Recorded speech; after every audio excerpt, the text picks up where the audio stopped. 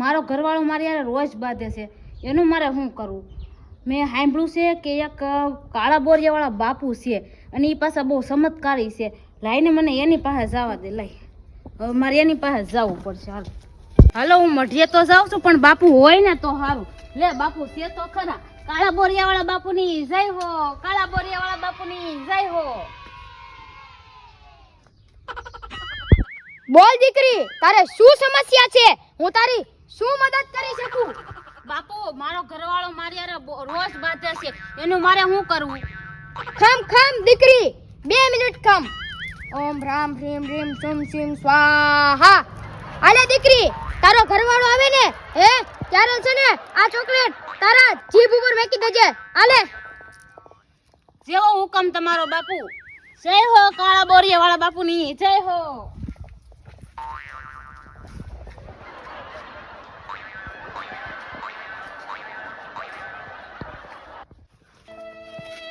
બાપુ તમે મને પ્રસાદી આપી હતી ને એનાથી તો મને ઘણો ફેર પડી ગયો. હવે મને મારો ઘરવાળો મારતોય નથી. અરે ના દીકરી, આજે મેં તને પ્રસાદી આપી છે ને ઈ પ્રસાદીથી ફેર નથી પડ્યો.